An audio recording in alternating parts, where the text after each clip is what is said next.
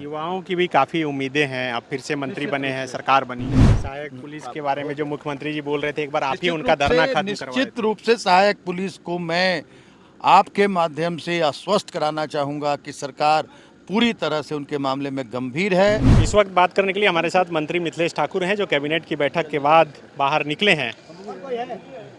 मंत्री जी तीसरी बार मंत्री पद की शपथ लिए और ये कैबिनेट की बैठक हुई। क्या आज कुछ खास हुआ कैबिनेट में?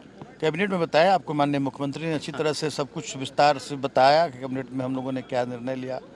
आज हम लोगों ने बहुत बड़ा निर्णय लिया है कि ये राज्य विस्थापन का दंश बहुत ज़्यादा झेल रहा है। जगह जगह विभिन्न माइनिंग के जो कार्य होते हैं और भी जो काम होते हैं उसमें लोग विस्थापित होते हैं, उनका पुनर्स्थापन कैसे हो, उस सब चीज़ों को मिलाकर एक विस्थापन आयोग बनाने का निर्णय लिया गया और राज्य को कैसे गति दिया जाए, कैसे हमारे जो भी विभाग जिन मंत्रियों को मिले हैं उन विभागों को कैसे तेज़ी से उस पर काम हो, इन सब पर हम लोगों ने आज मंथन किया है और आगे अभी और भी कैबिनेट होंगे। समय बहुत कम है, आपको फिर से वही विभाग मिला है। हाँ, निश्चित रूप से मुझे जो विभाग मिला है वो बहुत बड़ा विभाग है, बहुत बड़ी जिम्मेदारी है और एक एक लोगों को शुद्ध पेयजल उपलब्ध कराने की जिम्मेदारी है हमारी।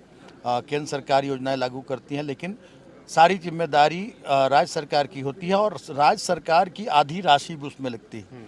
आज जो भी नल जल योजना की बात करते हैं तो नल जल योजना हो या स्वच्छ भारत मिशन हो, तो जितनी राशि केंद्र सरकार उपलब्ध कराती है उतनी ही राशि राज्य सरकार के द्वारा भी उपलब्ध कराई जाती है। इक्वल शेयरिंग पर काम होता है और पूरा मशीनरी राज्य सरकार की लगती है, सारी देख रेख राज्य सरकार की होती है। तो बहुत बड़ा हम टारगेट है हमारे पास और उस टारगेट को हम अचीव करने में हम कोई कसर नहीं छोड़ेंगे। और माननीय मुख्यमंत्री ने सभी मंत्रियों को निर्देश दिया है कि अपने अपने विभागों को बारीकी से देखें और किसी विभाग की कोई शिकायत जनता के बीच न रहे। युवाओं की भी काफ़ी उम्मीदें हैं। आप फिर से मंत्री बने हैं, सरकार बनी है। निश्चित रूप से युवाओं की उम्मीदों को भी दरकिनार नहीं किया जा रहा है। लगातार विपक्ष के लोग टांग अड़ाते रहे, बावजूद इसके हम लोग नियुक्तियां कर रहे हैं, आगे भी नियुक्तियां होगी। और जो लोग, मैं कहता हूं कि जो अनुबंध कर्मी हैं, जो लोग और भी सेवा में हैं, वो अगर इस तरह के बहकावे में ना आए, धरना प्रदर्शन समस्या का समाधान नहीं है। ये सरकार काफ़ी संवेदनशील सरकार है, हर वर्ग के लोगों के बारे में सोचती है और हर वर्ग का ख्याल रखते हुए काम करती है। इसलिए जो लोग भी धरना प्रदर्शन कर रहे हैं वो बातचीत पर आएँ और सभी की समस्या का समाधान होगा। सहायक पुलिस के बारे में जो मुख्यमंत्री जी बोल रहे थे, एक बार आप ही उनका धरना खत्म करवाए। निश्चित रूप से सहायक पुलिस को मैं आपके माध्यम से आश्वस्त कराना चाहूँगा कि सरकार पूरी तरह से उनके मामले में गंभीर है। उन्हें किसी तरह के बहकावे में नहीं आना चाहिए, कोई आंदोलन नहीं करना चाहिए।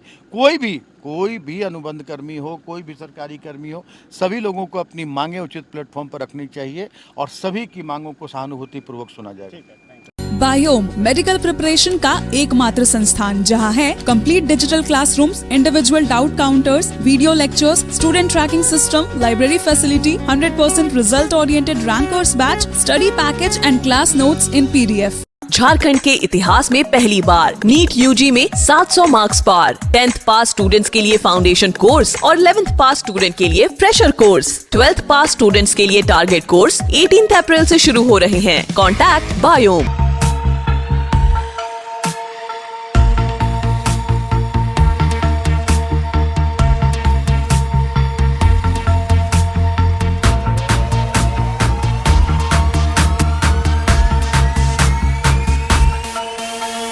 thefollowup.in. Like, share, and subscribe. www.thefollowup.in